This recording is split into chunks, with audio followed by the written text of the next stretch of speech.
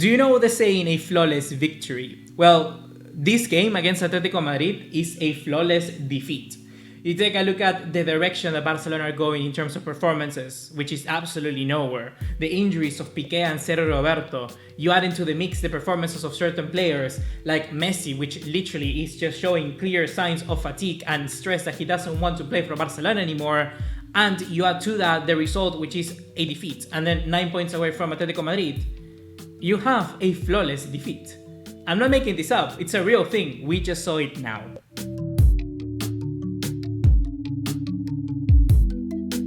What's going on, guys? ¿Cómo están? BugaLuis here. Welcome back to another video here on the channel, and today we are here with a new type of series which you have already seen before, which I'm going to be calling Unscripted. And basically Unscripted is going to be a place where we can talk after the games, after Champions League matches, after whatever, to discuss what we just saw. And of course today we have to talk about Atletico Madrid versus Barcelona, which Los Colchoneros won by 1-0. So far, you have seen in this channel a lot of live streams and live reactions, which we are going to continue doing within this series. Unscripted is going to be a series where we can do kind of a video format like this, or we can go into a live stream format where I think is necessary. And today, actually, I believe that having just an analysis much better like this, kind of in a place where I can just be more relaxed, I don't have to answer your questions right away, it gives us the time to dissect a little bit more what we just saw, and that is 100% the direction that I want to take. So starting off with the pre-match, what we saw before the game even started. I was surprised that we were going to see Pedri in this game, and whilst I like Pedri and he has everything in him to become one of the best players for Barcelona's future generation, he is a kid. He's just days away from 18, yes, I know that, but sometimes with these young players, not necessarily they can get fatigue, but they can just get overly stressed in a way, in the sense that you're continuing playing in these games, and sometimes it's gonna damage to their image and damage to the performance and their confidence, that they're not able to reproduce the same sort of levels that they've done before. The good thing about these young players is that they have this spark of energy, and when you bring them in situations like this against a team like Atletico Madrid, and do not get me wrong, let's say 6 times out of 10, more than the 50%, Pedri is gonna give you a good performance against them.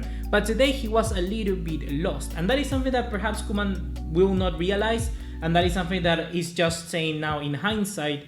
But when you really take a look at what someone else could have been giving you in that position, you realize that perhaps Pedri wasn't the best choice to start from the get-go. In my predicted lineup, I went and go ahead with Coutinho.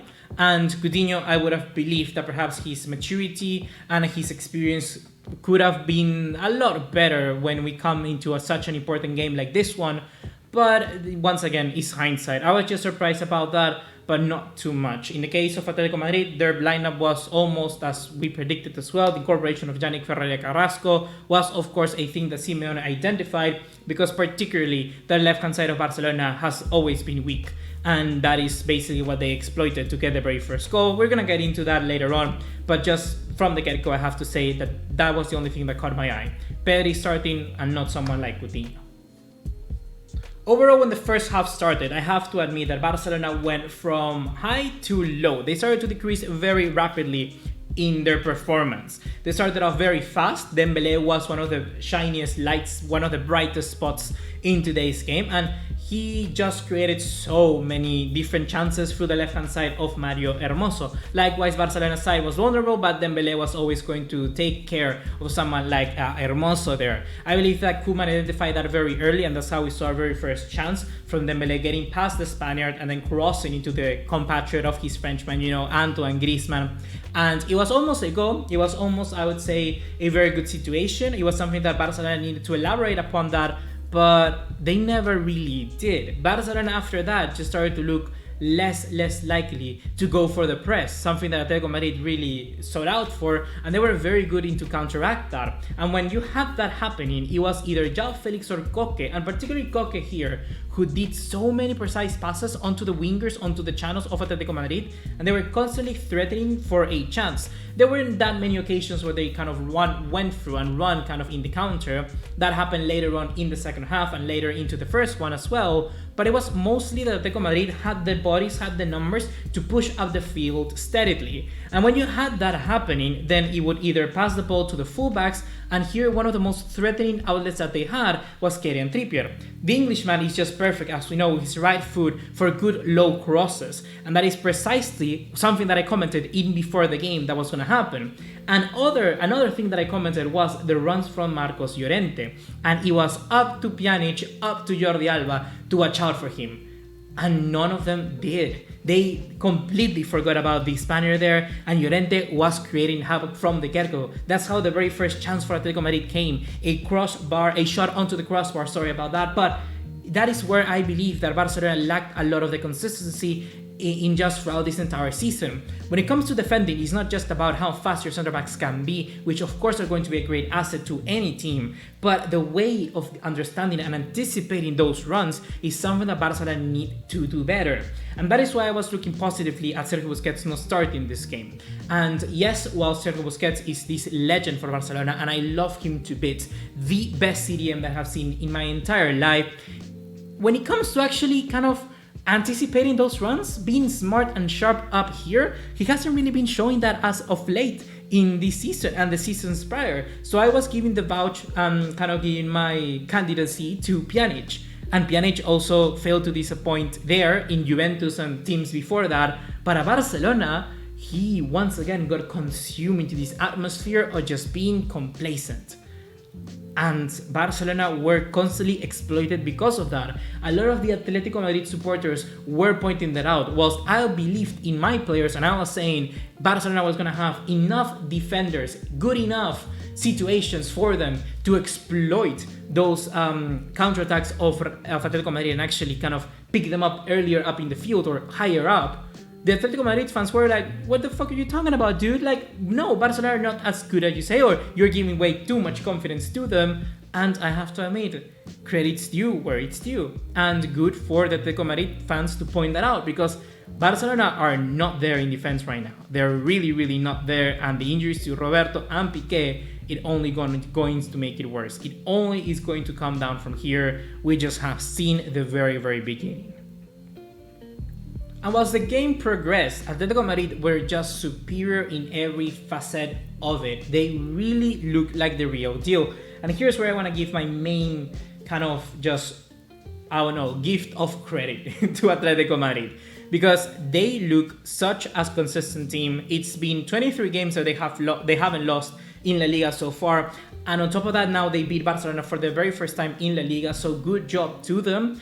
And you just have to continue like this, because with the incorporation of Luis Suarez coming back from coronavirus and then Diego Costa from injury, we saw some few last minutes from him. You're going to be having a good attack. Joao Felix was a little bit invisible in this game, but you clearly can see that the team is now looking for him a lot more, that he's taking a lot more of the responsibility, something that at Barcelona no one is taking. Messi most of the time was going to be doing that for us, but this time around, Messi, I don't know, it just looks a little bit invisible. It looks to an extent where he's trying to get the ball, he's trying to make things happen, but either one, he doesn't rely on the people that is next to him, he doesn't rely on his teammates and the passes to them, or two, is just kind of, he's not giving the 100%.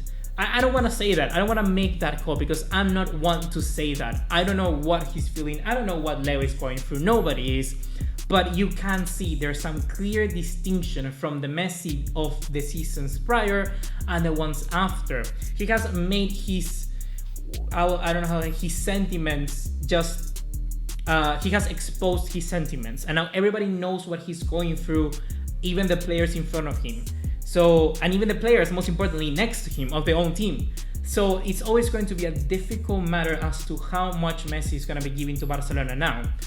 And like I said, it's not my call to make, but it's looking like he's perhaps not giving that full 100. But I don't want to say that as well, because he's a, and the thing is that I'm not kind of making him look bad because of it. I'm just pointing it out. Like, Messi is fine. Even if Messi give us 60%, I'm happy. You know, 60% Messi is better than 20%, no, 100% everybody.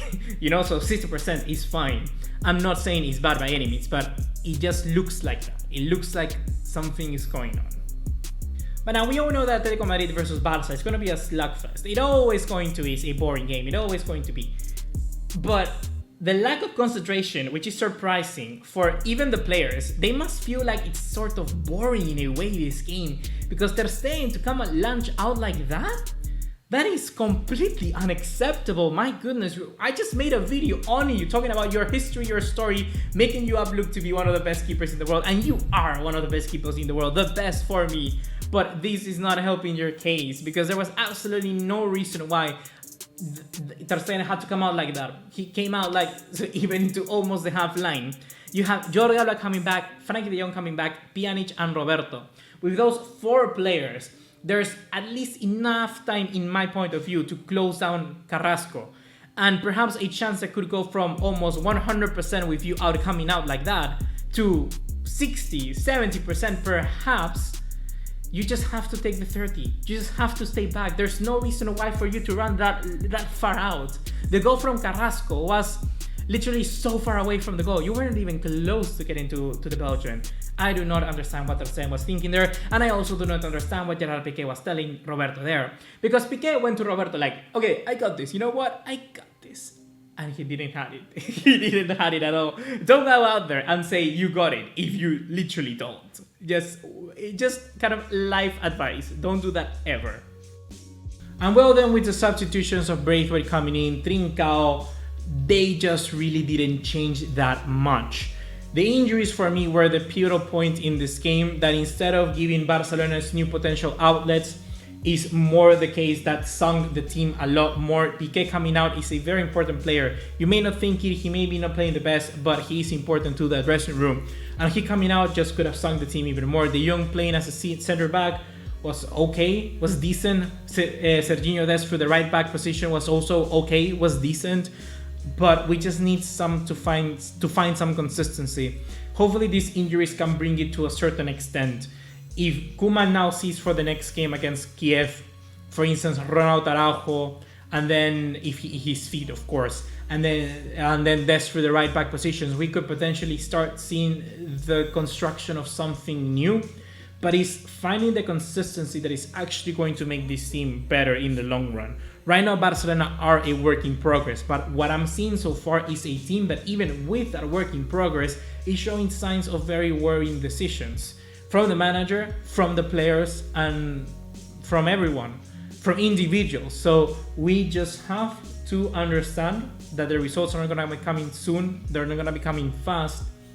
But we need to help ourselves to at least make something happen. Because right now we are work in progress, but I don't know where we are progressing to.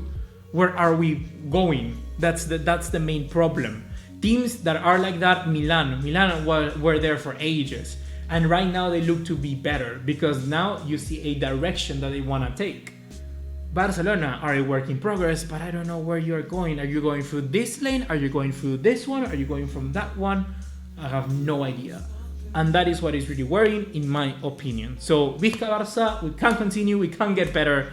But so far, right now, there's some deep reflection that every single player needs to make. And Ronald Koeman has actually...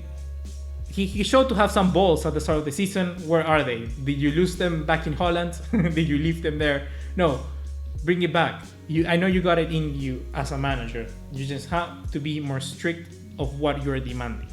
That's gonna be it for right now, guys. Hope you have enjoyed. It's been quite a day. Quite a day of football. Tottenham beat City, beat Pep and everything.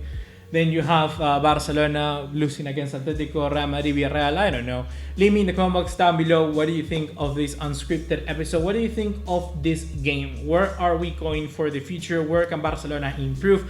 What do you think of Atletico Madrid? Because in my opinion, they still look like the real deal.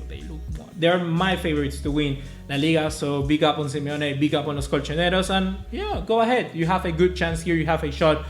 Don't waste it like Barcelona. See you in the next one. Take care. Ciao, ciao.